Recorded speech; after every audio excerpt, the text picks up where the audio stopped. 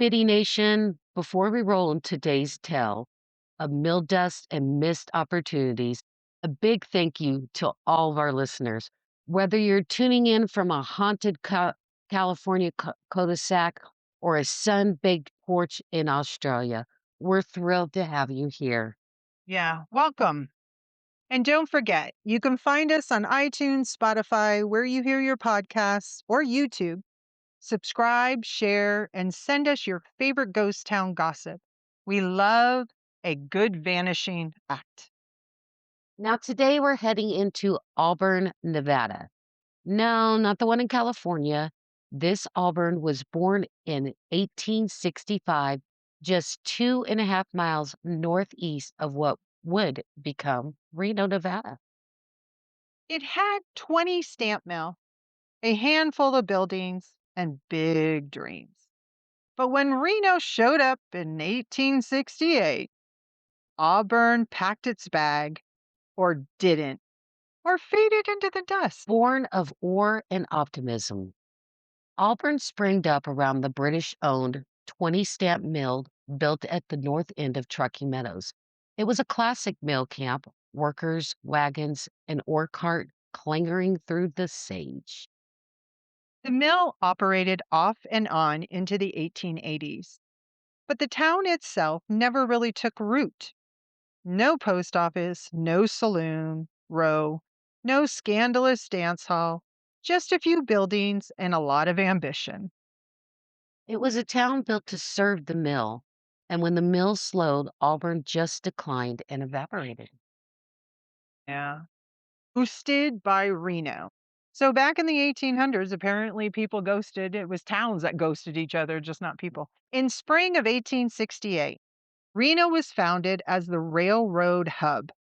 Suddenly, Auburn was the quiet neighbor nobody visited anymore. But by 1951, Reno's growth had swallowed Auburn's site entirely.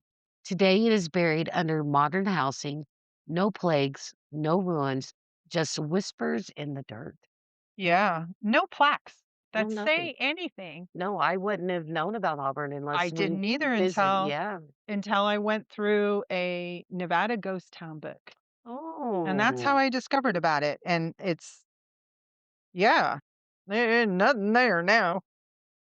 But if you walk the area near Weedkind Road, some say you can still find traces of old mill ditches, like veins of memory running through the soil. Probably we would think that somebody just dug a ditch now yeah. and just left whatever was behind. But wow. Speaking of what's left behind, no documented hauntings, but let's be honest, mill towns don't go quietly. The rhythmic pounding of the stamp mills, the sweat of the laborers, the dreams that didn't pan out, that energy lingers.